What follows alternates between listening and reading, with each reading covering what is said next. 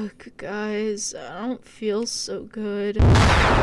Hello everyone. On the American video sharing platform owned by Google, founded on February 14th, 2005 by former employees of PayPal, I've been procrastinating this photo for literally months, and now that I have a new mic and I am no longer in school, I finally have some free time to finish it. In the last video about the Poltergeist Diaries series on YouTube, I gave a rundown of like half of the series, but now that we're on the second half, videos are starting to get longer and summaries will get drawn out. If you haven't seen the previous video about this channel, I will have a link in the description. I am more than excited to cover this half because more interesting things are happening. We meet new people, get more lore, all that good stuff. Okay, I'm gonna stop trying to prevent myself from spoiling, so let's continue with part 18. We pick back up with Eric recording Holly and Mason's conversation. Holly says she's getting invoices for cameras and lights and an $800 electric bill, which I think is pretty cool because then you know the financial consequences of not saying goodbye to a Ouija board. Mason tries to convince her to leave, but she's persistent and she stays, which isn't a good idea either. She calls him paranoid and wants him to stop recording, but he doesn't. Obviously. Here we can kind of learn what her deal is not being in like half of the whole series. She might have a traveling job or was probably visiting family because she said she just came back from a really long flight and she's ready to sleep in her own bed. The door opens and Mason gets freaked out.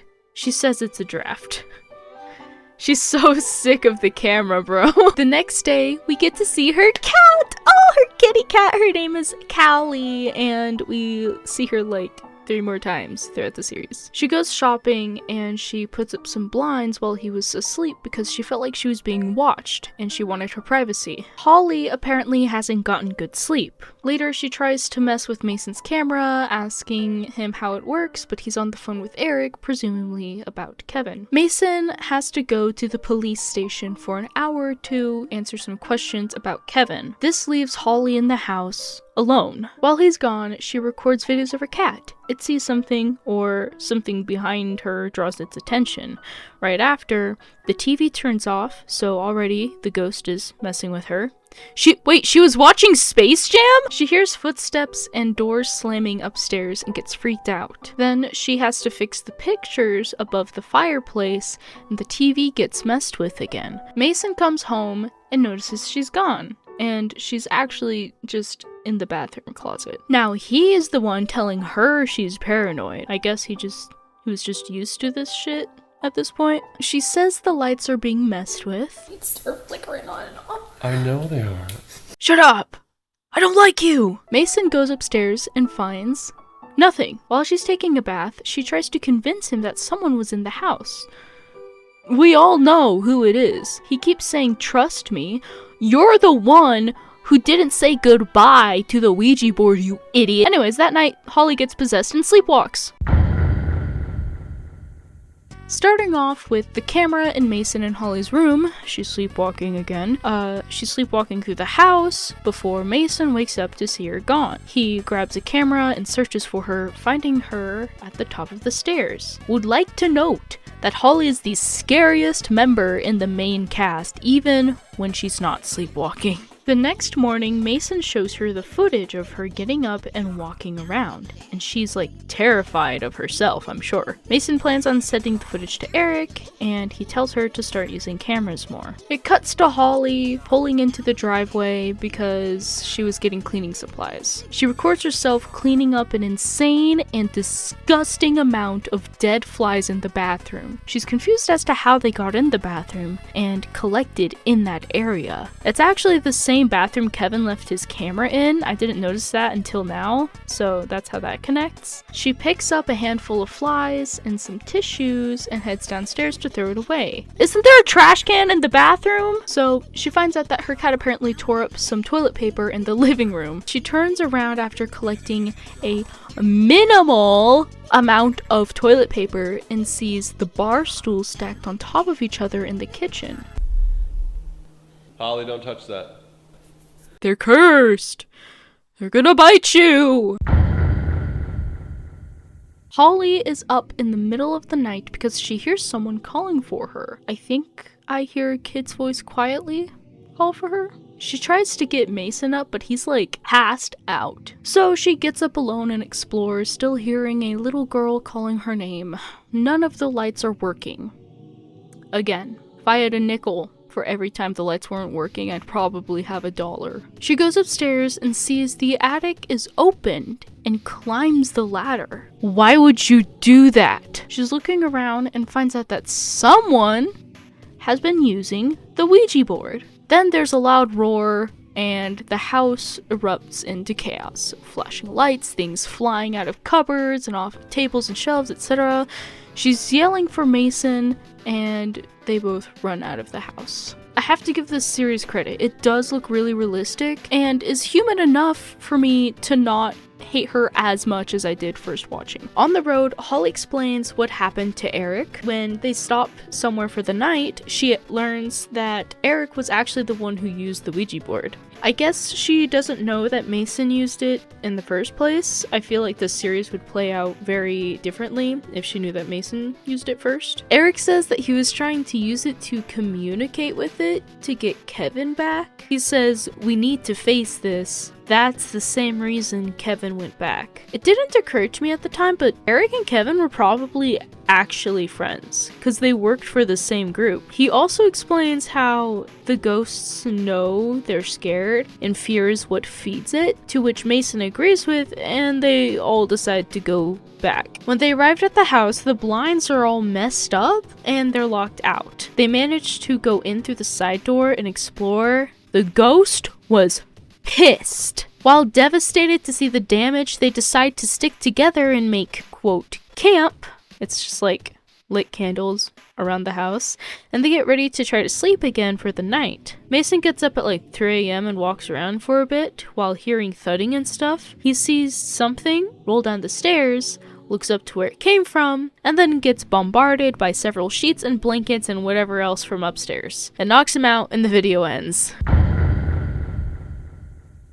We are greeted with that one scene where the whole screen is Holly's wonderful personality that I talked about in that one video. She's trying to see if Mason is awake or alive, and basically kicks Eric out of the house. A good time to once again appreciate the effort put into these videos. If they are fake, Holly's acting is great. Then she leaves to get help from the neighbors. An hour passes and Mason wakes up. Mason is calling out for Holly and Eric before coming back to the camera and looking around. Holly then comes running out of the darkness and she explains that she kicked Eric out, saying that all of this is his fault. So she definitely doesn't know that Mason used the Ouija board first. And then they sit down together and talk about what happened. Then Hollis suggests contacting a professional. I guess Kevin and Eric, despite being from a little paranormal research group, weren't actually professionals. I mean, seeing as how Kevin died and Eric screwed with the spirit, then yeah, it makes sense. They both decide it's best to hide in the bathroom. It's basically a motif at this point. In the middle of the night, the ghost decides to start rearranging their furniture again.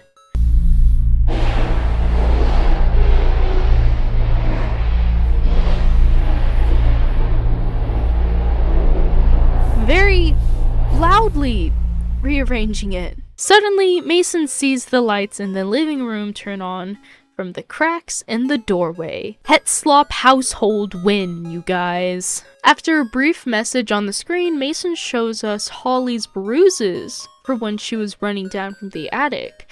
They look like scratch marks that go down most of her side. Part 22 opens up with a wonderful warning message saying, "This video contains graphic material. Viewer discretion is advised." What could possibly go wrong? Holly is cleaning up the house. Mason is recording average hetero couple stuff in 2014. Holly is still mad at Eric, and it's really funny because the conversation was basically just, "I'm so mad at Eric for playing with the Ouija board. That's so irresponsible."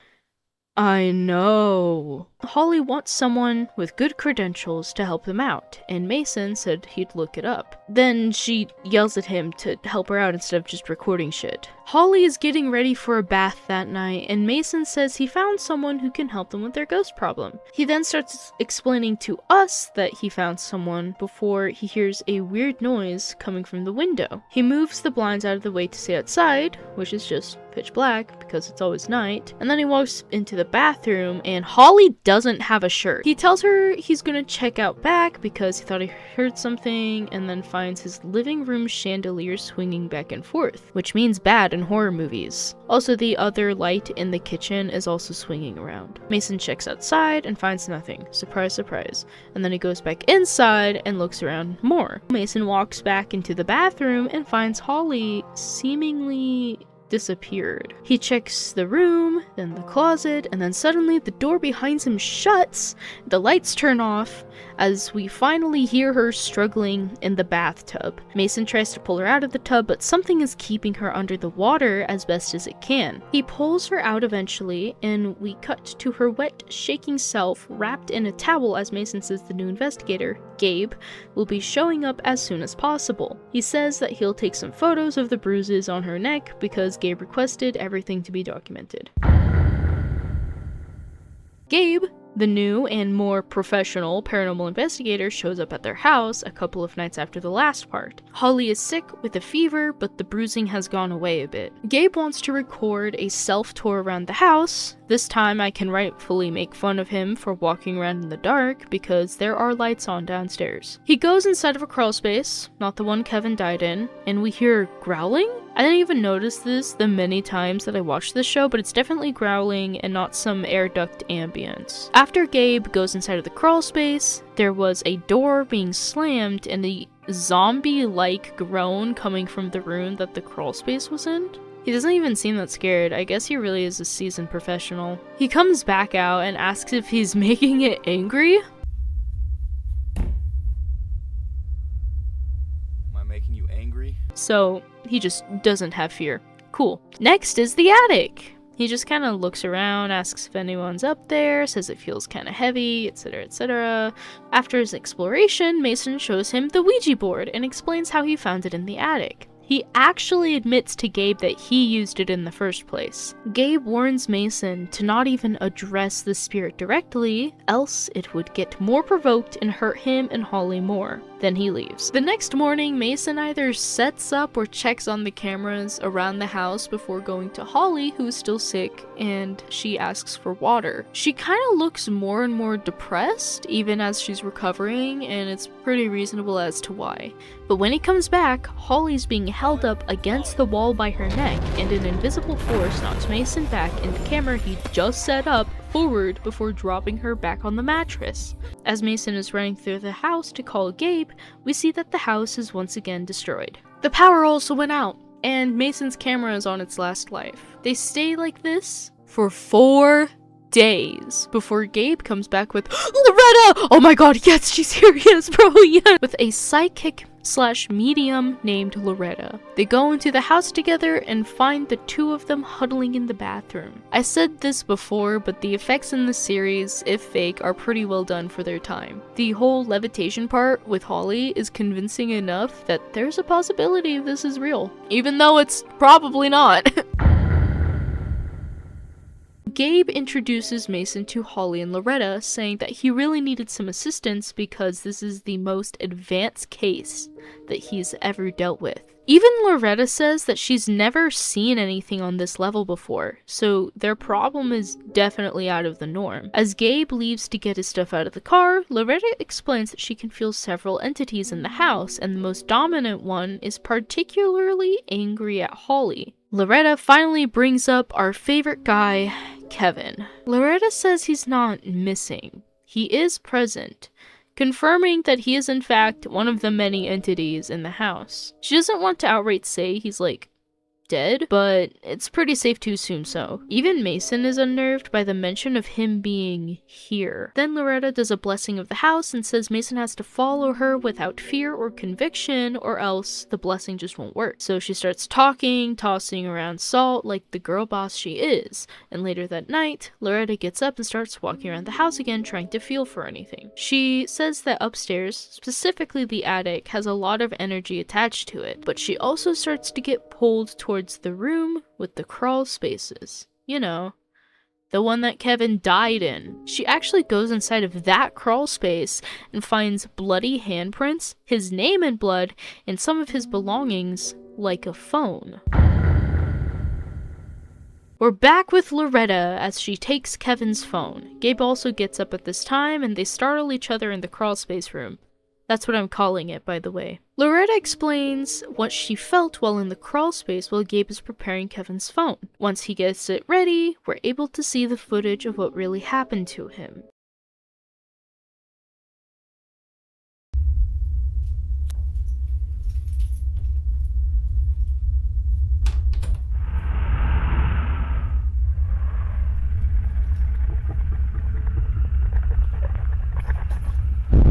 My name is Kevin Reed. If anyone finds this, holy shit.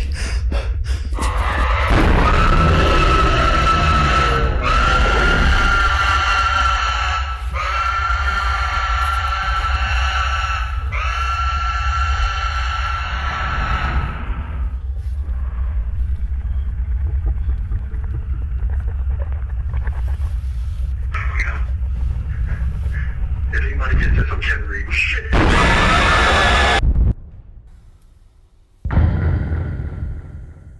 Everyone is sitting together around some candles, and Mason asks how he can get rid of it. And by it, I mean the poltergeist and company. Loretta responds with binding it to its source, which means they need to close the door to the Ouija board. I wonder why that's a problem anyways. Everyone's really split up about the idea of touching the board again. Gabe is 1000% against it, and Holly is 1000% for it. Everyone does agree that Mason should be the one to close the door though. After Loretta has to leave for an urgent unknown reason, Gabe goes exploring upstairs again and finds a third crawl space in the closet, which then has a strange paper with an address written on it. Supposedly, it's not that far since they all just decide to drive by. The address is actually a house in the middle of nowhere. It looks old and abandoned, and upon going inside we see it's very disheveled, but it has some items like tin beer cans, modern house painting supplies, and a bunch of cassette tapes. They take all of the tapes they found and go back to their own house to review them. It's all footage of a young woman walking and moving around in an unusual way. The sound of a pre-recorded sermon, maybe, I don't know, playing in the background. It ends with the woman crawling towards the camera and then making a very familiar scream. Loretta is back, and they show her the tapes they found in the old house in the woods. We get to see more of the footage of the woman in the tapes. It appears that someone was actually recording her instead of just a singular camera on the floor. How does Holly always end up looking like a demon? They all go back to the house, now with Loretta, and she immediately feels something off and heavy, especially with the bathtub. This is called foreshadowing. They investigate the house further, trying to find clues and whatnot for anyone or anything related to the building. Gabe even finds a funny little sign. Okay, I think it's funny, everyone else thinks it's eerie. Loretta senses the name Catherine is connected to this place. And if you heard me talking about the series before, you know that Catherine is the name of the poltergeist haunting them, but they get to that later. Gabe finds another tape hiding on top of a windowsill for some reason, and they decide to just head back because they get freaked out. That night, Holly gets up and we can already see with the camera static that something is wrong. She goes to the bathroom to wash her face and then looks behind herself in the mirror and sees a blood-soaked woman in the shower screaming at her. It's Christmas time! Loretta brings home some decor, and the lights and power are finally back on. Seems like the Christmas spirit is the only good spirit in the house at the moment. Christmas music is playing, the wine is out, the artificial tree is up and dressed with sparkly lights and cheer. Wow, I'm poetic. Holly decides to take a shower because everything is nice and everyone's having a great time. And, you know, it no longer was a great time. Mason and Gabe are checking out the bathroom and try to theorize what happened. Gabe states it could be algae or deer blood, but genuinely, how do they not think of the possibility that it was part of the haunting? After a mandatory post-haunting cleanup session, Gabe reveals that the Ouija board and the tapes are the same one that Mason has. After some time, he's able to recover the footage on the new tape. There's nothing much new for the most part, but towards the end, we see the woman in the tapes laying in the bathtub while there's demonic screaming in the background. The camera focuses on a tattoo on her wrist, and I actually wanted to talk about it, but I'll save it for later. Loretta recalls a news story from a while back about a mentally ill girl who was hidden away by her mother before committing suicide. Then she confirms that that girl's name was Catherine. In the middle of the night, Mason gets up. There's a lot of later that night in the middle of the night, sorry guys, and takes a little stroll through his house again. But this time when he goes upstairs, there's a cryptic message on the mirror written in blood that says, "No love in hell." Right after seeing it, Catherine appears and attacked him. The camera starts glitching and we see lots of clips of the previous videos, people's voices, all merging into one. It was also in this part where I found that he was advertising a movie project for the series on a funding website that I talked about in a video. Holly finds Mason in the hallway upstairs and doesn't really seem concerned about him like she usually is, but she tells him that Gabe is taking Loretta to the hospital because she started freaking out badly. After that, Mason says he and Holly had a huge argument and he told her to stay with her mother while he figures out how to get rid of the poltergeist. After this is a lot of solo Mason stuff. The house continues to become a mess, strange noises keep happening at night, and Mason sort of resorts to just playing audios of sermons throughout the house. He does inform us that Loretta underwent surgery, but it went well and she would be better in a few weeks. But now Mason is starting to get possessed in his sleep, which was a big thing that happened with Catherine, but I also think it's kinda cringe. Mason finally decides to try to bless the house by playing yet another pre-recorded sermon, but while the audio is playing, it only seems to make the spirits angry, and they start mimicking Holly's voice, leading Mason astray upstairs. We're on the home stretch now, and only a few interesting details happen. Most of it is Mason trying to fix what he started and walking around the house as the camera gets staticky and stuff, so I'll try to keep all of these extra short. In part 31, Mason attempts to bind the spirit back to the Ouija board, but right when he thought it worked, he ends up nearly drowning in a bath of blood. Part 32, he's hiding in the bathroom using the other cameras to record what was happening in the rest of the house, which was mainly just flickering lights. He comes out eventually and tries to bind the spirits to the board again, except this time he cuts it up and burns it. His house finally feels free and safe, and he cleans up the mess with full confidence that the haunting is over. And for some reason we get another message saying that no one has heard or seen Kevin. Buddy, he's gone! Part 33, Mason is just packing up the house and finally moving out and away. Part 34, however, is different. You'd think that the series would be over by now, but no, we get to have an aftermath of Mason moving out. This is like an epilogue, I guess. A group of 3 kids, probably fans since they say it's definitely Mason's house, break into the house while it's actively thunderstorming. They find their way in via an open window, and one of them is starting to get unsure, but the other 2 brush it off. Another kid actually finds the Ouija board intact, as if it was brand new, and they get the bright idea to use it. They do the usual "Ouija, are you there?" chant before hearing someone upstairs. They all stand and look, then ignore it and continue the session. Neither of them seem to notice that the dial on the board is now on the word yes. They ask for the name and it spells out Catherine, and immediately one of them gets scared and says that he doesn't want to do it anymore. After answering yes to the question, "Did you live here?" a loud banging from upstairs is heard again, and the boys leave the board to check it out. But when they come down from upstairs, they're greeted with the not so friendly face of Catherine, who then scares them off and out of the house. The end says to be continued, but the second season was actually removed from YouTube.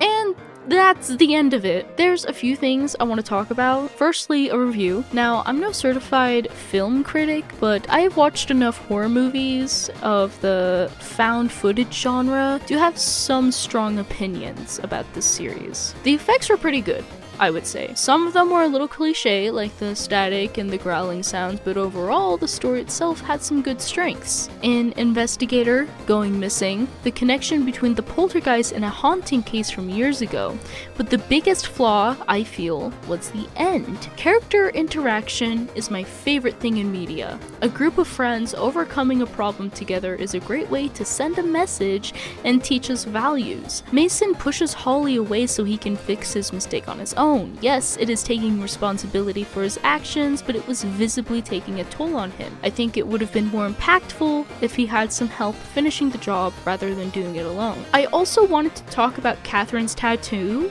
from part 29. Holly also has a very similar tattoo on her wrist. Now, I'm not really sure what that means, and I don't have the time to look it up right now, but I think it was the main reason why she was being targeted in the first place, or at least part of the reason, and I really wish that we expanded on that more. The Kevin side plot was also really interesting, but I kind of wanted to see more of it because he disappears, we don't hear much about him until later, not even Holly knew who he was, and despite all of the evidence that he was dead, there was no memorial for him. Anyways, I'm sure in the future I'll have more to say about the series. I really like to talk about it and analyze it as I'm editing and writing these scripts. Hey, Editing Lou here. I would also like to give a shout out to a super awesome and super cool person who drew these new PNGs that I'm using. No, the other ones aren't dead. Yes, they exploded in the beginning of the video, but I promise you they're fine. It's called acting. So if you want to find out if I ever will cover the series again, or even take a gander at the other series he has, then like and subscribe if you want.